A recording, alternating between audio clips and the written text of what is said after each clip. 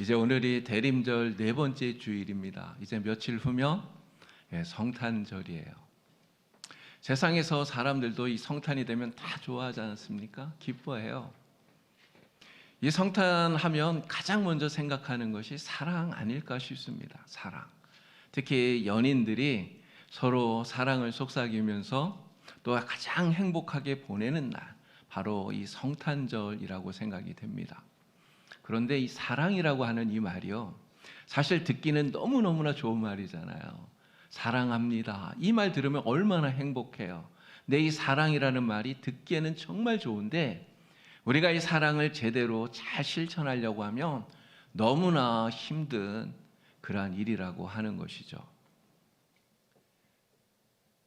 특히 감정에만 이끌려서 사랑을 하게 되면요, 이런 사랑은 오래 가지를 못해요. 기분이 좋을 때는 사랑하는 것 같은데 문제가 생기고 어려움이 생기고 그러면 어떻게 됩니까? 그 사랑하는 마음이 금방 식어져 버린다는 거죠. 어떤 부부가 결혼 30주년을 맞이했습니다. 내 남편이 30주년이라는 사실을 까맣게 잊어버린 거예요. 여러분, 아내가 서운할까요? 서운하지 않을까요? 많이 서운하겠죠. 그래서 서운한 마음을 갖고 남편에게 이야기를 해요. 아니 여보, 결혼할 때는 나 없으면 못 산다고 그렇게 이야기를 하더니 왜 마음이 이렇게 바뀐 거야? 왜 이렇게 지금은 무심한 거야? 이야기를 했어요. 그랬더니 남편이 아내의 말을 듣고 한참 생각하더니 이렇게 대답을 하더래요. 맞아, 그때는 정말 그랬지. 그런데 한 30년 살다 보니까 없다고 꼭 못 살 건 아니더라고. 이렇게 대답을 하더래요. 여러분, 감정에만 이끌려서 사랑하게 되면 그 사랑이 사실 오래 못 갑니다. 그래서 세상에서 말하는 이러한 사랑에는 유효기간이 있다는 이런 이야기도 하잖아요. 특히나 감정에만 이끌려서 사랑하게 되면 이러한 사랑은 어려움이 왔을 때, 문제가 생겼을 때 사랑이 미움으로 바뀌기도 합니다. 정말 사랑했는데 그 사랑이 미움으로 바뀌면 여러분, 증오, 이거 얼마나 무서운지 몰라요. 그래서 이러한 사랑은 정말 믿을 게 못 된다, 이런 생각이 듭니다. 자, 오늘 본문 말씀을 보니까 정말 뜨겁게 사랑하던 한 연인이 나와요. 누구입니까? 요셉과 마리아예요. 요셉이 마리아를 사랑합니다. 정말 뜨겁게 사랑해요. 근데 이 요셉의 사랑은 사실 어떻게 보면 그냥 감정으로만 사랑했던 거는 아닌 것 같아요. 감정으로만 하는 사랑이 아니라는 거죠. 지금 요셉은요, 마리아가 자기가 약혼은 했지만 아직 결혼하기 전 아닙니까? 그런데 결혼도 안 했는데 아이를 가졌다는 이야기를 들었습니다. 여러분, 엄청난 문제가 생긴 거예요. 그런데 만약에 요셉이 감정으로만 마리아를 사랑했더라면 여러분, 어떻게 되었을까요? 이 사랑은 금세 무너졌을 겁니다. 자, 그렇지만 요셉은 그렇게 하질 않는다는 거죠. 그러나 여러분, 이 요셉이 마리아에게 느꼈을 이 배신감이 얼마나 클지 여러분 생각해 보세요. 얼마나 크겠습니까? 마리아가 나를 배신했다고? 그럴 리가 없어. 근데 그렇게 생각하려고 해도 마리아가 다른 사람의 아이를 가졌다는 게 사실이에요. 요셉은 마리아를 너무너무나 사랑합니다. 그 사랑이 크니까요, 내 사랑이 크면 클수록 그 사랑이 큰 만큼 이 배신감도 훨씬 더 크다는 거예요. 그래서 요셉의 가슴이 무너져 내리는 것입니다.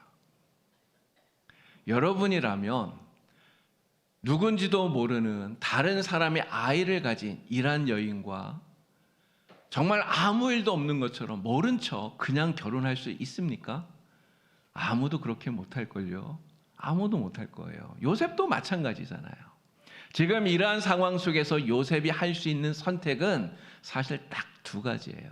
하나는 마리아가 자신과 결혼하기 전에 이렇게 아이를 가졌다고 하는 이 사실을 드러내서 공개적으로 말하는 것입니다. 그래서 마리아가 율법대로 처벌을 받게 하는 거예요.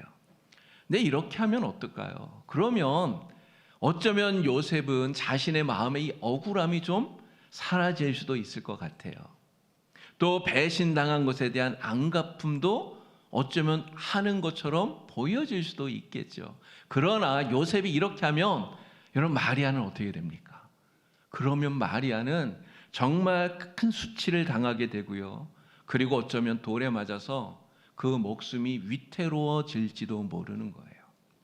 또 하나의 선택은 무엇입니까? 조용히 파혼을 하고 자신이 마리아를 떠나는 거예요. 근데 여러분 이렇게 하면 어떻게 될까요? 요셉은 정말 죽을 때까지 그 마음속에 이 억울함, 배신당한 이 배신감, 이거를 풀리지 못하고 그냥 그런 것들을 안고 평생을 갔을 거라는 거죠. 여러분들이 만일 요셉이라면 여러분들은 어떠한 선택을 하시겠습니까? 여러분들은 이러한 선택의 갈림길에서 여러분이 요셉이라면 여러분은 어떤 선택을 하셨겠어요? 자, 요셉은 어떤 선택을 했죠? 요셉은 조용히 파혼하고 끝내는 것을 선택을 해요. 자, 그런데 요셉이 이렇게 선택하는 이유가 있습니다. 오늘 말씀 가운데 19절을 보니까요. 요셉이 이렇게 선택하는 이유를 요셉이 의로운 사람이기 때문이다라고 이야기를 한다는 거예요. 요셉은 의로운 사람이라서 드러내지 않고 가만히 끊으려고 했다는 거예요. 근데 이 말을 계속해서 제가 읽어봤는데 좀 이해가 잘 안 돼요. 의로운 사람이라고 하는 이 단어가 헬라어로는 디카이오스라고 하는 단어입니다. 근데 이 단어의 뜻이 율법에 충실한 사람이다라는 뜻이에요. 율법에 충실한 사람. 근데 여러분 생각해 보세요. 지금 요셉이 율법에 충실한 사람이었기 때문에 그런데 마리아가 결혼도 하기 전에 임신을 했는데 그냥 드러내지 않고 가만히 끊으려고 했다? 이게 뭔가가 좀 잘 이해가 안 된다는 거죠. 의로운 사람, 율법에 충실한 사람인데 드러내지 않고 가만히 끊으려고 했다. 이게 잘 연결이 안 된다는 거예요. 이런 요셉이 율법에 충실한 의로운 사람이라면 어떻게 하는 것이 맞는 것입니까? 이런 율법에서는 뭐라고 말하죠? 음행한 여인을 돌로 치라고 이야기를 해요. 음행한 여인은 돌로 치라고 이야기해요. 그러면 이 요셉이 율법에 충실한 사람이라면 어떻게 하는 게 맞는 겁니까? 고발해서 처벌받도록 하는 것이 그게 맞는 거예요. 율법대로 하는 거예요. 그런데 요셉은 지금 어떻게 하고 있습니까? 이 일을 드러내지 않아요. 고발하지 않는다는 거죠. 여러분 왜 그렇게 할까요? 왜 그렇게 하겠습니까? 요셉은 지금 이 율법을 문자로만 보고 있는 게 아니라는 것입니다. 율법을 문자로만 보는 것이 아니라 이 율법에 담겨 있는 하나님의 마음을 보고 있는 거예요. 하나님께서 왜 우리에게 율법을 주셨을까요? 우리를 죽이려고 율법을 주신 것입니까? 아니에요. 율법을 주신 이유는 죽이려는 것이 아니라 살리려는 것입니다. 율법의 핵심은 심판에 있는 것이 아니라 사랑에 있는 거예요. 율법에 충실했던 이 요셉은 바로 하나님께서 우리에게 율법을 주신 하나님의 그 마음을 읽고 있는 거예요. 그래서 요셉은 지금 엄청난 상처를 받은 상태입니다. 배신감에 마음이 크게 무너져 내렸어요. 그렇지만 이렇게 큰 상처를 받았지만 그는 이렇게 생각했을 거예요. 내가 상처를 받아도 차라리 내가 상처를 받는 게 낫지. 내가 이 일을 공개적으로 드러내서 마리아를 부끄럽게 하지는 말자. 이러한 생각을 요셉이 했을 거라는 거죠. 그래서 요셉은 가만히 끊으려고 하는 것입니다. 여기서 가만히라고 이야기하잖아요. 이 가만히, 요 말도 헬라어로는 라드라라고 하는 단어인데요. 요 단어의 뜻이 조용히, 몰래, 비밀스럽게 이런 뜻이에요. 바로 요셉은 자신이 받을 상처보다 마리아의 생명을 먼저 생각하고 있다는 거죠. 나의 명예를 지키는 것보다 마리아를 살리는 것이 더 중요하다고 요셉은 생각하는 거예요. 그래서 율법을 문자적으로 글자적으로 지키는 것이 아니라 율법에 드러나 있는, 율법에 새겨져 있는 하나님의 그 사랑의 정신을 충실하게 따르고 있는 거죠. 그래서 성경은 이러한 요셉을 가리켜서 의로운 사람이라고 이렇게 이야기를 하는 것입니다. 자, 그렇지만 지금 요셉이 이렇게 선택을 하지만 이렇게 선택하는, 마리아를 버려야 되는 이 요셉의 마음이 얼마나 괴로울까요? 마리아를 너무나 사랑하지만 이렇게 버릴 수밖에 없는 자신이 너무너무나 미웠을 거예요. 그러나 이것은 정말 큰 상처를 받았음에도 불구하고 요셉이 마리아에게 줄 수 있는 그의 마지막 최선의 사랑이었지 않나, 이런 생각이 드는 것입니다. 자, 20절 말씀을 보시면 이런 이야기가 나와요. 요셉이 이 일을 생각할 때, 이렇게 이야기합니다. 이 일을 생각할 때 요셉은 지금 드러내지 않고 가만히 끊으려고 하잖아요. 이렇게 자기가 결정한 이걸 가지고 지금 가만히 생각한다는 거죠. 침묵하고 있다는 거예요. 나의 억울함을 말하는 게 아닙니다. 마리아를 비난하지도 않아요. 그저 침묵하면서 가만히 생각한다는 거예요. 근데 여러분, 이 침묵은 요셉이 지금 체념하고 있는 게 아닙니다. 이 체념의 침묵이 아니에요. 이 침묵은 바로 기도하는 침묵이라는 거죠. 바로 그리고 이러한 침묵 가운데 하나님께서 요셉에게 말씀하고 계시는 것입니다. 자, 우리 20절, 21절 말씀 다 같이 함께 읽어보겠습니다. 이 일을 생각할 때에 주의 사자가 현몽하여 이르되 다윗의 자손 요셉아, 내 아내 마리아 데려오기를 무서워하지 말라. 그에게 잉태된 자는 성령으로 된 것이라. 아들을 낳으리니 이름을 예수라 하라. 이는 그가 자기 백성을 그들의 죄에서 구원할 자이심이라 하니라. 아멘. 자, 하나님께서 천사를 보내서 요셉에게 말씀하셨어요. 가장 먼저 뭐라고 말합니까? 무서워하지 마라, 두려워하지 마라, 이렇게 얘기해요. 여러분, 뭘 두려워하지 말라는 것입니까? 무엇을 무서워하지 말라는 거예요? 마리아를 데려왔을 때 사람들이 무엇이라고 비난할 것인지 그런 비난 듣는 것을 두려워하지 말라는 거예요. 무서워하지 말라는 것입니다. 그러면서 뭐라고 말씀합니까? 마리아가 성령으로 잉태되었다고 이야기를 하고, 마리아가 아들을 낳을 것인데 낳으면 이름을 예수라 하라, 이렇게 이야기하면서 그 이름의 뜻을 가르쳐 준 거예요. 저는 이 본문을 읽으면서 좀 뭔가 답답하다, 이런 생각이 들었어요. 한 가지 답답하다는 느낌이 들었습니다. 하나님께서 지금 천사를 보내서 요셉에게 설명해 주잖아요. 그런데 지금 요셉의 마음이 어때요? 너무너무나 답답한 상황 아닙니까?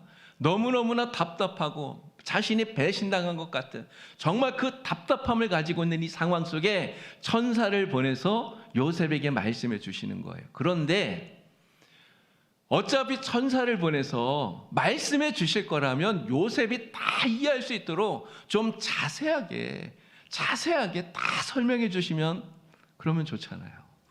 근데 하나님께서 천사를 보내서 말씀하시는데 다 설명하는 게 아니에요. 자세하게 설명하는 게 아닙니다. 뭐라고 말합니까? 이 아이는 성령으로 잉태된 것이다. 낳으면 이름을 예수라고 하라. 그냥 이것만 말씀하셨다는 것입니다. 여러분들이 요셉이라면 지금 천사가 와서 한 이 이야기를 듣고 그 모든 상황과 정황들이 다 이해가 되어서 맞아, 이렇게 된 거구나, 여러분 받아들이기가 쉬웠겠습니까? 사실 쉽지 않았을 거예요.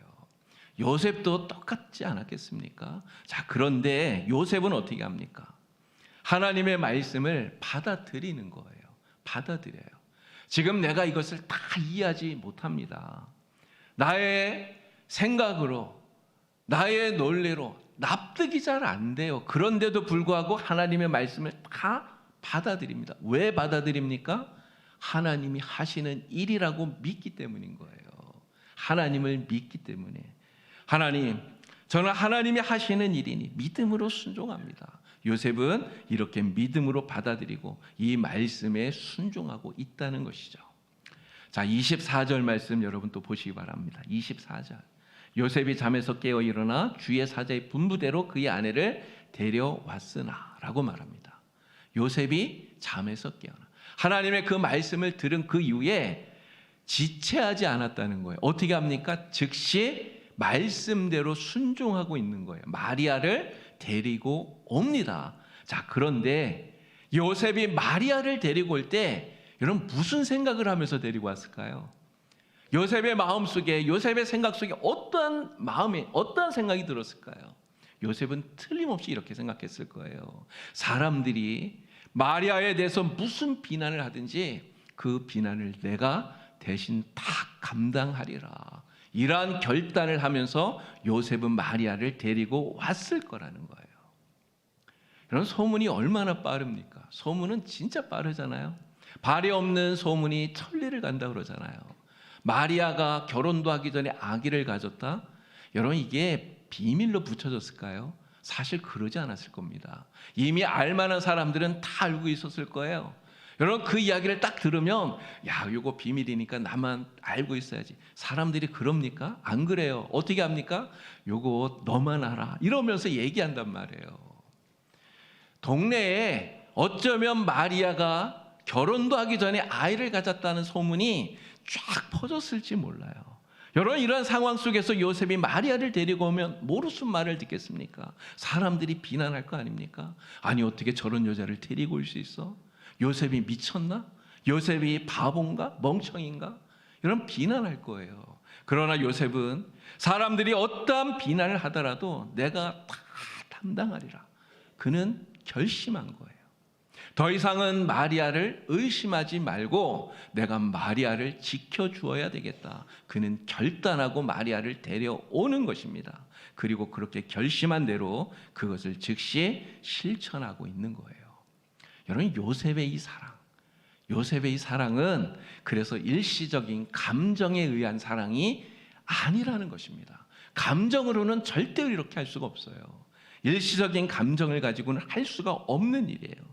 요셉의 이 사랑은 내가 그 사람을 사랑하겠다고 하는 선택이에요. 내가 사랑하겠다고 선택한 겁니다. 그리고 선택한 것을 그대로 지키고 또 유지해 나가는 것이죠.